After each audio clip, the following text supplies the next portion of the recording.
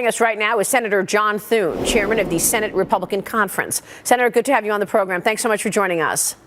Thanks, Maria. Good morning. So where do you sit on this? We keep hearing that they meddled, but I'm not understanding how Russia meddled. Do you believe that Russia takes any responsibility for Donald Trump winning this election?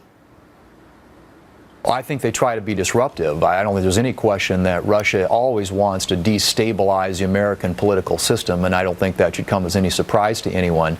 You know, the specific steps and actions that were taken in this election are being looked at, and I hope when we have a full review by the Intelligence Committee that we'll get to the bottom of it. But you know, at this point, trying to figure out what sort of retaliatory steps one might take are, I think, very premature, because we need to find out exactly what happened and then react to it accordingly. But you know, clearly there was an attempt this time around to mess with, but you know what the ultimate goal of that, whether it was designed to help Donald Trump win, as a lot are alleging, you know, remains to be seen. And I think we have to get to the bottom of it through the intelligence community before we can make that assessment. Well, you know, it's interesting because Julian Assange was right here on Fox News the other night with Sean Hannity, and he said the leaks of the DNC emails actually came from a DNC insider. Now, I don't know if we're supposed to believe Julian Assange, but he said this did not come from Russia.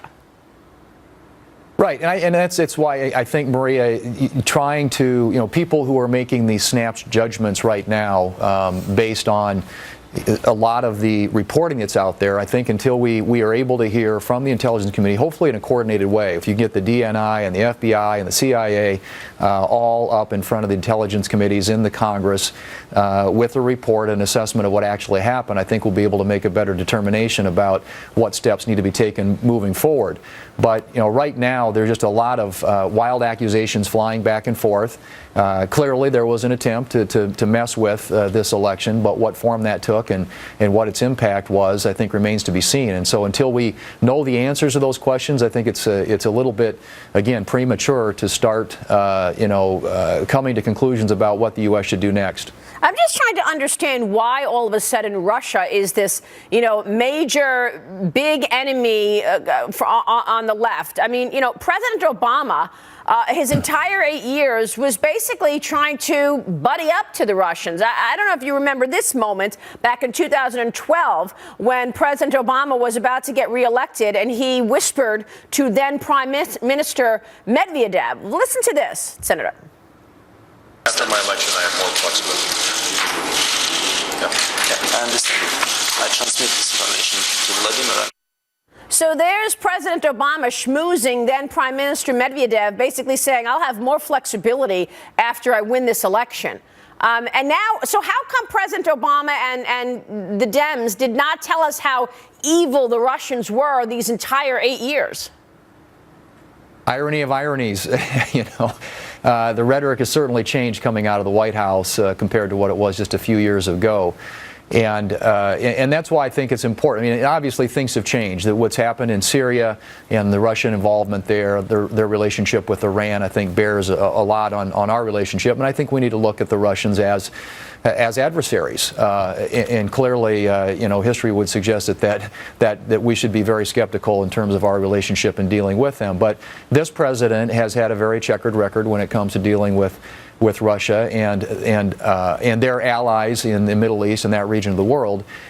So to now come out and make some of the statements that they're making, I think it comes across as a little bit ironic and perhaps hypocritical.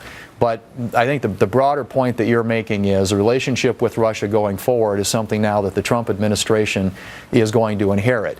And the Obama administration on their way out the door is making assertions about things that they might do to retaliate against Russia for meddling in the election. Right. But I think this is largely now going to fall on the Trump administration in terms of how they respond to this. And that's why it's important that we confirm these, you know, the national security team that he's trying to put in place. And Rex Tillerson, who was recently nominated for Secretary of State, and the others, I think, need to get into those positions as quickly as possible so that they can begin to respond to some of these situations, not only in Russia, but China, other places around the world where we have a lot of hotspots. So, Senator, how does this impact the domestic agenda? From your standpoint, what do you think is realistic in terms of new regulations moving forward? Let's call it the first 1 to 200 days.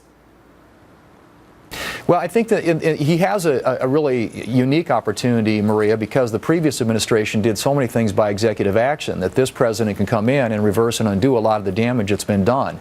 He could, for example, approve the Keystone Pipeline very quickly, which would be immediately create a lot of jobs in the economy. He could roll back the Department of Labor overtime rules, which would be a devastating shot to the economy if they were implemented. So he could undo that damage. He could undo a lot of the Obama administration's attack on affordable energy that has been waged largely through the EPA. These are all things that have had a profound negative impact on the economy.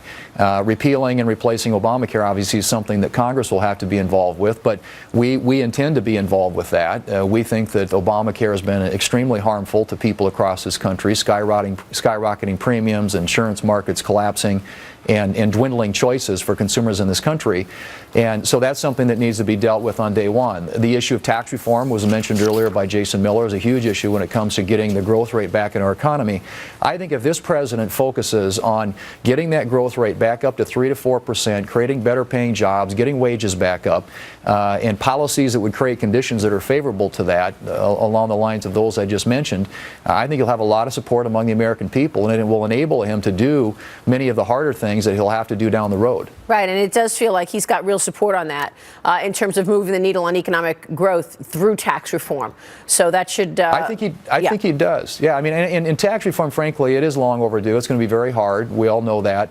But I think he's got a position. He had a very decisive election victory. I think the American people indicated very clearly they want a different direction. If you came out of the exit polls, said 62% of the people think the country's headed in the wrong direction. Yes. 52% think the economy should be the number one issue. Yep. So when it comes to the economy and jobs and wages, there is a huge opening there, I think, for this president to chart a new direction. Exactly. And when you're hanging around in 1% to 2% growth, which is where we've been now for the past 8 years.